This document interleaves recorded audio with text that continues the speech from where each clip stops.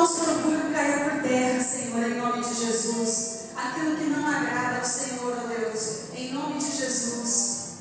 Eu quero ainda que a gente canta um pedacinho dessa canção. É só pausa aí um pouquinho. Olha só, às vezes a gente pensa que as coisas não vão acontecer. Às vezes a gente pensa que no momento de oração, Deus nem ouve as nossas orações. Mas não é bem isso. O Pai, Ele sempre cuida da gente, em todos os momentos, até quando a gente não ora, até quando a gente não se dedica para o Senhor, Ele continua cuidando da gente. Amém? Amém. Então coloca aí para a gente cantar um pouquinho. Aleluia. Eu creio, Senhor, que o Senhor está cuidando de cada um de nós, nessa noite e sempre. O Pai está cuidando enquanto você ora, enquanto você adora. Ele escuta o gemido do seu coração. Não há causa perdida. Ele é o dono da sua vida. Para todo problema, Deus tem a solução. Veja ao meu redor o que está acontecendo. Circunstâncias querem fazer parar, mas quando olho para o alto, vejo em Deus o teu socorro, renovando as minhas forças para continuar a caminhar. Tenho provado teu cuidado, pelo Senhor sou bem guardado. Aprendi que esperar com paciência, Deus me ouve quando decido clamar.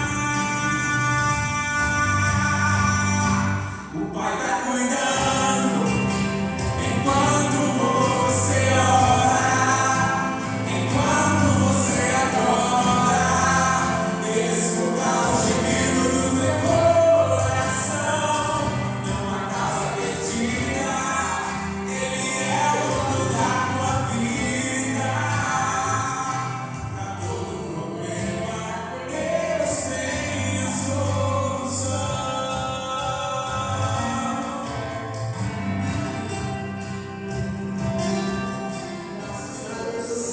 Ó nosso Deus, queremos te agradecer por esta oportunidade, agradecer a Deus por esta noite e por nós estarmos aqui, ó Deus, podendo compartilhar a sua sagrada palavra. Nos abençoe, fala aos nossos corações, nós e aqueles que forem assistir pela internet. É o que nós oramos, pedimos e te agradecemos em nome de Jesus. Amém. Sente. Fique à vontade, em nome de Jesus. Sejam bem-vindos, em nome de Jesus. Está prontinho, pastor? Deixa assim. Sim, tá bom. Pessoal da internet, quando for assistir, compartilhe o vídeo. Aí outras pessoas podem assistir também, em nome de Jesus. Muito bem. Hoje é nosso culto de véspera de ceia. Nossa ceia domingo. Nossa primeira ceia do ano, nossa ceia das primícias. No domingo, às 7 horas da noite, nós teremos uma ceia incrivelmente especial. Se prepara, vem, convide uma pessoa. E hoje eu quero ler em 1 Samuel capítulo 9, para nós aprendermos algo importante demais. Importante demais. Nós estamos aqui com a igreja aqui uns 7 anos, mirando aproximadamente, né? Uns 6, eu acho. Sempre é 6, passa um ano é 6, passou outro ano é 6. Ah, 6? 6 para 7 anos. 6 para 7, isso. Entre 6 e 7 anos nós estamos aqui nesse salão aqui com a igreja. Está ótimo. Só para eu saber.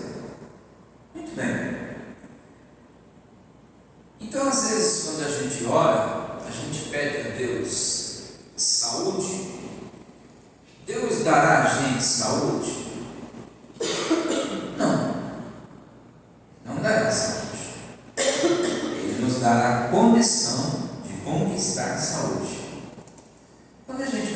dinheiro a Deus, Deus dará dinheiro para a gente? Não. Ele nos dará a condição de ganhar dinheiro. Quando a gente pede paciência, Deus dará paciência? Não dará paciência. Ele nos dará a condição de enfrentar situações que a gente tenha que ter paciência e aprender a ser paciente. Então é isso que a gente tem que entender. Que Deus, quando o povo pediu pão, Deus não deu pão, Deus deu a semente. O povo tinha que colher, amassar, cozinhar, fazer tudo certinho para depois se tornar um pão. O povo ficou frustrado porque achou que Deus tinha que dar tudo pronto para as pessoas. E Deus não é assim. Deus dá a matéria-prima, Ele dá a ferramenta para a gente. Tudo que nós pedimos para Ele vai dar para a gente a ferramenta. Mas quem vai ter que trabalhar e produzir somos nós. Hoje eu quero ler uma história, é uma passagem bíblica, que fala da história do início da vida do jovem Saul. Ele não era rei, ele era filho de um homem simples na roça, criador de jumentas, e o pai dele chamava Quis. E um dia lá aconteceu uma situação, o pai dele vivia de criar jumentas, era a fonte de renda do pai. Um dia aconteceu um problema lá e escaparam-se as jumentas do pai. O pai ficou desesperado, porque eram com aquelas jumentas que ele tratava dos filhos através do leite, ele negociava as jumentas, ele arava a terra com as jumentas. A jumenta era a fonte de renda básica. Então ele pegou o filho mais velho, que era Saul, chamou o filho mais velho, no versículo 3, eu não vou ler tudo, porque é uma história um pouco grande. Versículo 3, ele diz assim: aconteceu que as jumentas de Quis, pai de Saul, extraviaram, escaparam. E ele disse a Saul: chame um dos empregados e vá procurar as jumentas. Existe uma tradução que diz assim: pegue um funcionário e vá procurar as jumentas, mas não volte enquanto você não as encontrá-las. O que o pai disse para o filho? Saia de casa, pega uma mala de comida, pega água, pega providências e você se vira. Eu quero as minhas jumentas de volta. É obrigação sua voltar com as jumentas, porque é ela que sustenta a nossa casa. Não importa se dura 5 dias, se dura 10 dias, 20 dias, não importa. Se chove, se faz sol, se faz ventania, se faz neve, eu quero as jumentas de volta. Você é obrigado a trazer as jumentas de volta, porque é o seu filho mais velho. Versículo seguinte: eles atravessaram os montes de... Olha quantos dias demoraram, não foi um dia. Eles atravessaram a pé, eles atravessaram os montes de Efraim, a região de Salisa, mas não encontraram. Prosseguindo, entraram no distrito de Salim, mas as jumentas não estavam ali. Então atravessaram o território de Benjamim. Atravessaram o território de Benjamim e mesmo assim não encontraram. Esse percurso levava 3 dias a pé. Esse percurso que eu falei para vocês, que você pegar no mapa, é 3 dias caminhando a pé, porque é tudo montanhoso, não é linha reta. Continua. Chegando ao distrito de Zuf, disse Saul ao seu empregado: vamos voltar, porque não fazia um dia, já fazia 3. Vamos voltar. O meu pai deixará de pensar nas jumentas para começar a preocupar com nós. O que o filho estava preocupado? O filho estava preocupado que o pai ia ficar pensando que o filho morreu. O pai ia ficar pensando que o filho empregado morreu. Foram emboscados, foram assassinados. Ele ficou pensando mil coisas. Falou: é melhor nós voltar sem argumentos e meu pai não ficar tão preocupado do que nós ficar andando igual um doido varrido, mas não vai achar nada. Vai 3 dias que nós estamos caminhando, nós não vamos achar jumenta. Continua. O servo, o empregado, contudo, respondeu: nessa cidade mora um homem de Deus que é muito respeitado. Tudo o que ele diz acontece. Vamos falar com ele, talvez ele aponte o caminho a seguir. O que eu vou ler para vocês? Então aqui a parte interessante é que Saul, quando sai de casa, ele não tinha outra programação a não ser resgatar as jumentas que haviam se perdido. Qual era a profissão de Saul? Criador de jumentas. Pobre, camponeiro que fala, né? Camponês, filho de um pai meio que bravo, um pai que não dava tanta importância aos filhos, um pai que não era um pai tão importante e levava os filhos com tanta importância. Saul tomou chuva, sofreu, pagou o preço e tal. A única coisa que ele sabia é que ele tinha que resgatar as ovelhas, as jumentas. E aí eu fico pensando o seguinte: o homem faz planos, mas a resposta vem de Deus. Saul nunca podia imaginar que Deus tinha um plano nessa questão toda. Às vezes você ora, e as coisas começam a acontecer diferente do que você quer, você acha que não tem a ver com Deus. Essa história aqui tem tudo a ver com Deus. Aí o Saul falou assim: mas como nós vamos procurar o homem de Deus, se nem pão nós temos para oferecer de oferta com o homem de Deus? O empregado falou assim: eu tenho um quarto de prata para dar de presente com o homem de Deus. Então vamos falar com o homem de Deus. Quem era o homem de Deus? Samuel. Aí foram entrando na cidade. Quando entraram na cidade, Samuel estava lá na frente assim. Samuel já sabia do que se tratava, porque Deus tinha falado um dia antes com Samuel. Deus tinha falado assim: Samuel, vai vir amanhã um rapaz até você, bonito, de boa aparência, ele cria jumentas. Você vai ungir esse rapaz e ele vai reinar sobre Israel. Ele vai endireitar o meu povo está sem governo, meu povo está totalmente destruído. Esse rapaz vai ser bom para Israel. Deus já tinha falado com o profeta, mas Saul nem imaginava.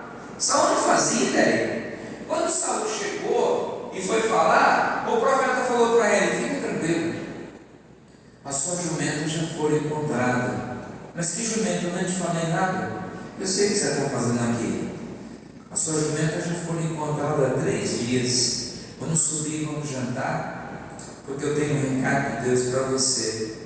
Você não veio até aqui comigo à toa. Deus tem um propósito na sua vida.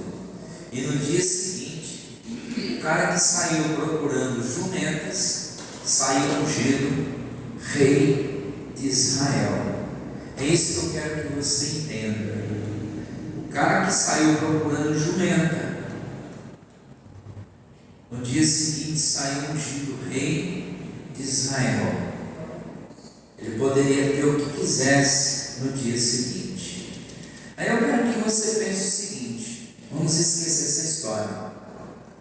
Quando Deus falou com Noé, e Deus disse que haveria uma inundação, que iria chover, e Deus disse: Noé, vai inundar a terra, eu vou mandar chuva. Fica aí na sombra, porque eu sou o arquiteto do universo. Eu vou construir uma arca para você, Noé. Deus fez isso? Não. Mas Deus falou assim: você e sua família vai ter que construir a arca para salvar sua família. Eu vou mandar a bucha, vou mandar o problema, vocês têm que construir a solução para o problema. E Noé, em 120 anos, construiu a arca para salvar a família dele e a espécie de todos os animais que havia na face da terra. Foi uma luta para Noé, mas Deus enviou só o problema e a solução foi Noé quem arrumou. A arca foi Noé quem construiu, não foi Deus, foi Noé. Esse é um. José foi escolhido para ser governador do Egito, mas quando ele caiu no poço, na cisterna, Deus não estendeu a mão e tirou José da cisterna. José deu um jeito e saiu da cisterna. José foi preso injustamente, mas Deus não tirou José da prisão. Aí José se tornou governador do Egito por méritos próprios, porque ele interpretou o sonho de Faraó. Deus era com José, mas Deus não livrou José de nenhum dos problemas que ele enfrentou nessa trajetória de 15 anos. Deus não livrou José de nenhum dos problemas. Deus era com José, mas Deus não disse: José, você não vai ter problema. Jesus disse: no mundo tereis aflições. Ele afirmou isso, mas Deus deu vitória a José. Outro caso é Daniel, Deus não livrou Daniel da cova dos leões. Deus não impediu Daniel de ser jogado. Deus não impediu, não matou as pessoas que jogaram Daniel. Deus deixou. Daniel foi lá jogado na cova dos leões. Por quê? Porque ele estava orando, porque estava buscando a Deus, estava consagrando, jejuando, santificando, e Deus deixou Daniel ser jogado. Foi lá jogado no meio dos leões. Deus impediu que os leões no começo? Impediu, mas Deus não atrapalhou o trânsito dele ser jogado. Ele foi jogado. Daniel se tornou governador da Babilônia? Sim, mas o que ele tinha que passar, ele passou e saiu dessa sozinho. Você pode perceber em todas as histórias que é a mesma coisa. Outro caso, Sadraque, Mesaque e Abednego. Deus impediu que eles fossem jogados no fogo? De maneira alguma. De maneira alguma. Pelo contrário, o fogo foi aceso, foi mais incendiante, o fogo foi colocado mais forte. Deus impediu, mandou uma chuva para apagar tudo, mandou um vendaval, uma enxurrada, um tsunami? Não. Deixou o fogo se acender mais e permitiu que os jovens fossem jogados lá dentro. Você imagina o medo? Você imagina a situação? Você imagina a dúvida que esses caras acabavam ficando? São ser humano, mas eles encararam isso de cabeça erguida, mas Deus permitiu. O que Deus pode estar permitindo a gente estar passando para Ele estar nos observando? Porque tem uma bênção preparada para chegar. Porque se você pensa que você vai andar no mar de rosa para chegar uma bênção muito forte na sua vida, não vai. A Bíblia diz que eles foram jogados, mas Deus não permitiu que nem um fio de cabelo fosse queimado. E eles foram honrados, os três. Mas Deus não atrapalhou o fato deles serem jogados. Deus poderia ter matado o gigante Golias. Lembra quando ele matou aquele cara que tocou na harpa, Uzá? A Bíblia diz que ele foi fulminado. Deus abriu rodura nele, provavelmente caiu um raio, rasgou ele no meio. Deus poderia ter matado Golias naquela hora? Poderia. Deus poderia ter matado Golias na hora, matou? Mas não. Isso competia a um homem de Deus ter que enfrentar, vencer seu medo, vencer sua insegurança e fazer sua parte. Deus permitiu que Davi fizesse essa parte.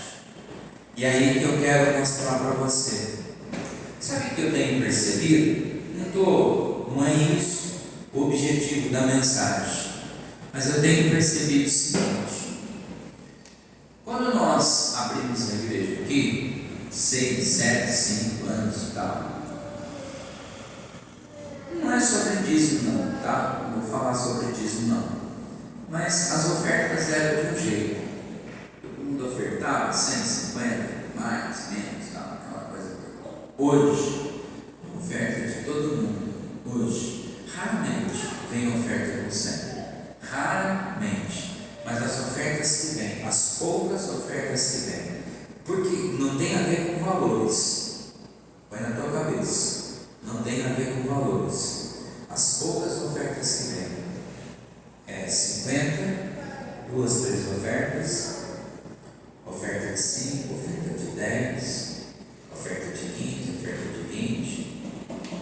Mas por que o senhor está falando isso? Eu estou te explicando que tem coisa nessa vida que Deus não vai fazer por você. Deus não fará por mim. Está difícil. É na época difícil que Deus vai provar a nossa fé. É no momento difícil que Deus vai ver como que nós estamos com Deus. Se nós levarmos isso desse jeito, chegará uma hora que a gente vai ter dificuldade até de sentar no banco da igreja, porque é duro. A gente vai querer uma cadeira macia. Só para você entender, se tudo que a gente achar que é difícil, a gente não fará, porque a obra de Deus daqui para frente, tudo será difícil. Tudo será difícil. Eu não sei se vocês viram um terremoto que teve no Japão, logo na virada do ano, em 2024. Alguém chegou a ver? Morreram centenas e milhares de pessoas, logo na virada do ano. Morreram muitas pessoas, só que a mídia não divulga. Sabia que tem cidades litorâneas que já está desaparecendo, mas a mídia não divulga? A mídia não divulga. Tem cidades ribeirinhas aí, litorâneas aí, que tem beirada de praia que já nem tem mais casa. A maré está subindo constantemente, não tem mais casa. A mídia não divulga. E o que é isso, bispo? Isso é o início das dores. E se a gente não aprender a entender que eu só colho o que eu planto, eu vou ficar sempre patinando no seco. Patinando sempre no seco. Não precisa nem trabalhar. Vou fazer e vou estar patinando. Porque não acontece. Eu sou dizimista. Ser dizimista é temor. Eu tenho temor de Deus. Mas ser ofertante é você saber que aquilo ali é uma semente para Deus poder te abençoar. Está difícil? Tá. Mas é na dificuldade que Deus nos abençoa. Eu não estou dando nem essa mensagem para você dar oferta na igreja, não. Não é nem isso. É só para você parar e pensar. Quem está mais tempo na igreja, é só você fazer um gráfico da sua oferta, de como era antes, de como é hoje. Só para você entender. Só para você parar e pensar. Parando para pensar e tal. Eu não tenho nada com isso, eu tenho com a minha vida. Mas todas essas pessoas que eu citei, elas fizeram a parte difícil para Deus poder fazer um milagre na vida delas. Se eu não fizer a parte difícil, Deus não vai realizar a parte que cabe a Ele fazer. Milagre, a mudança na vida, a mudança na família, a mudança no emprego. mudança espiritual, seja qual for a mudança que for necessária. Eu quero mudança? Quero. Então eu preciso fazer alguma coisa. Eu tenho que se conscientizar de que a obra de Deus é uma coisa muito séria. Eu vou à igreja, eu vou para aprender. E o que eu faço com o que eu aprendo? Eu guardo para mim ou eu ponho em prática? Eu guardo para mim, eu publico para outras pessoas, ou eu só fico quieto com aquela informação? É aí que você tem que entender. O que Moisés fez? O que Noé fez com aquela informação do dilúvio? Ele falou para as pessoas durante 120 anos, ele falou para as pessoas. Não teve muito sucesso, mas pelo menos salvou sua família. Tem gente que não vai conseguir salvar nem sua família, no modo geral. Minha família não me ouve. Deve ter algum motivo. Por exemplo, até falei com de outra volta. O não vai do Nicolas, Adenilson. Esse nome é difícil, então eu substituo. O irmão do cabelo. Vocês viram o bafafá do André Balatão? Como é que chama ele? Rodrigo Silva, no Instagram. Que coisa feia, coisa horrorosa. Falando da igreja adventista, porque a igreja adventista é do Rodrigo Silva. O Rodrigo Silva é adventista. O André Valadão é da Lagoinha. Aí o Rodrigo Silva perguntou assim: o que você acha? A caixinha de pergunta. Para mim não interessa, tem caixinhas, tem bolinha. A igreja adventista é uma seita ou uma igreja? O André Valadão disse que é uma seita. Aí o Rodrigo Silva ficou ofendido. Pegou, jogou na cara do André Valadão, que o André Valadão não é pastor. O pai dele sim era pastor. Mas era simples, em vez do André Valadão ficar nervoso, ele citou a White, como é que chama? Esqueci o nome dela. Nossa, não sei o nome dela, não esqueci. É a fundadora da Adventista. A fundadora da Adventista. Ele ficou nervoso, ele perdeu o estribeiro. Ele perdeu.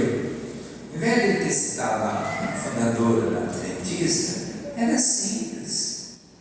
Ele tinha destruído o Rodrigo Silva com uma palavra simples.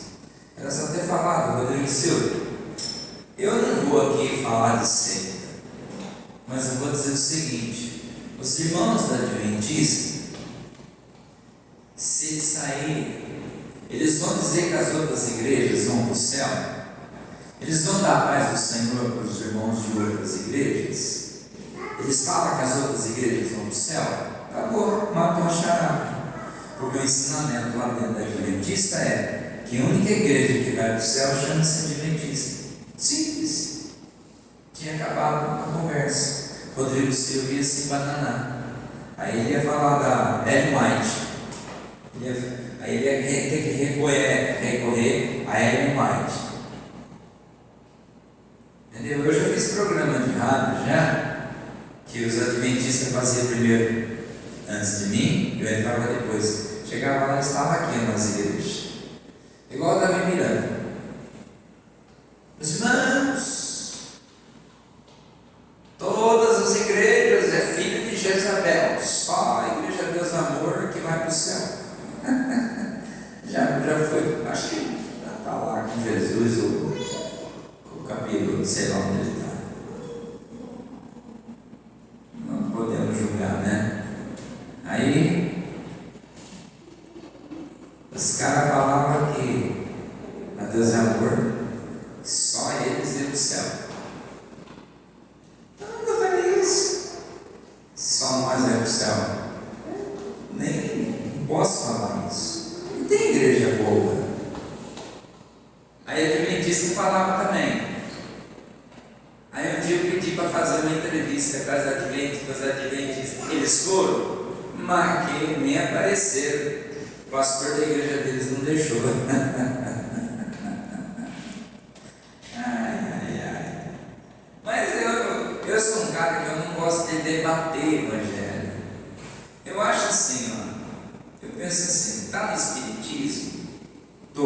Está contente? Tô. Fica aí, filho. Fica aí.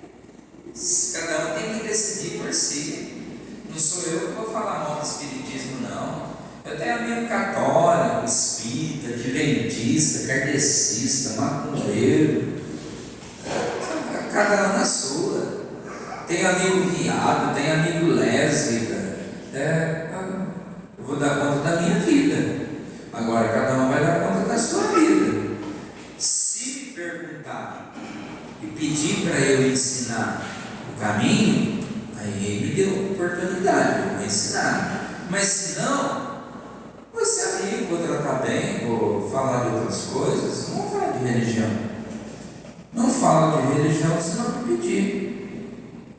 Não sou dessa pessoa. Vou ver minha família, quando eu vou ver minha família, eu não falo de religião.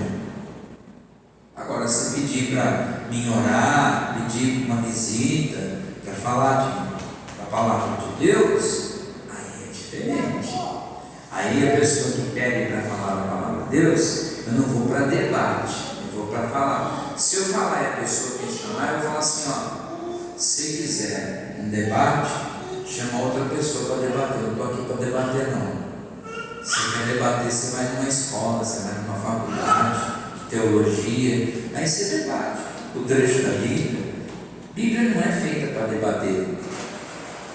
Eu estou aqui para falar de Jesus. Se quer ouvir, eu falo. Se não quiser, eu falo. É o que Jesus fazia. Jesus não brigava com ninguém, não brigava com os outros. Então, assim, se os adventistas acham que vai para o céu, glória a Deus. Mas eu não vou falar, vou ficar brigando. Eu acho o Rodrigo Silva um cara esperto, inteligente pra caramba.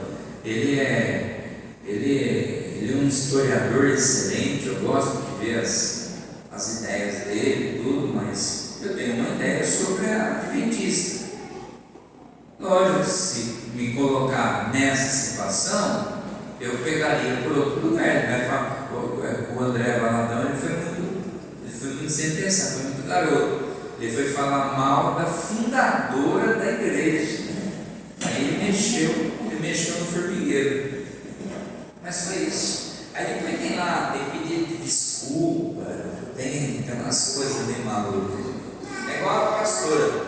A pastora falou assim para mim assim: vem cá, vem ver a Priscila Alcântara para ver como é que ela está. Que ela saiu do Evangelho, né? Ela se tatuou toda, pôs piercing.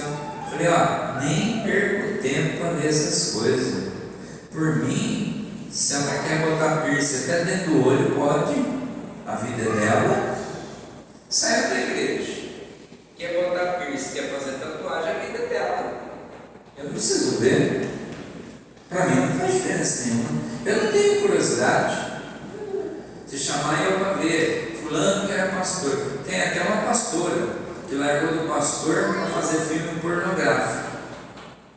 Não sei se vocês chegaram a ver. A filha dela, problema dela. Não quero nem saber de que igreja, nem sei igreja que ela é, nem sei. Eu vi a reportagem. O pastor falou: que igreja que ela é, Moraes? Falei: procura saber você, não quero saber. Falei: você quer ver o filme dela, né? Falei: para com isso, cara, não quero saber não, isso não me interessa. Me interessa eu aprender como fazer minha parte com Deus, para Ele me abençoar mais e mais, principalmente em 2024. Amém? Amém. Esse domingo que vem agora vai ter Santa Ceia, 7h. Tente chegar no horário. A gente vai começar às 7 horas. Vai ser um louvor espiritual. Você não tem a cantora, né? Não tem a cantora. Mas tá bom, assim vai para onde você vai mesmo. E vamos fazer uma Santa Ceia bonita, para a glória de Deus, em nome de Jesus. Nossa primeira ceia, para marcar um ano de vitória para a gente. Esse ano, em nome de Jesus. Curva a sua cabeça, feche seus olhos. Senhor Jesus, eu quero agradecer por essa noite, pela palavra, que nós possamos nos esforçar. E se a gente está passando um momento difícil, talvez um momento de tempestade, chuva, vendavais, talvez o Senhor tenha alguma coisa Revela, Senhor, o que o Senhor tem para nós. Porque o que o Senhor tinha para Saul era o reino. O que o Senhor tinha para Davi também era o reino. O que o Senhor tinha para os outros era a salvação, era a vitória. E assim eu creio que vai ser para nós. Nos abençoe essa noite, em nome de Jesus. Amém. Pessoal da internet, fica na paz. Um forte abraço.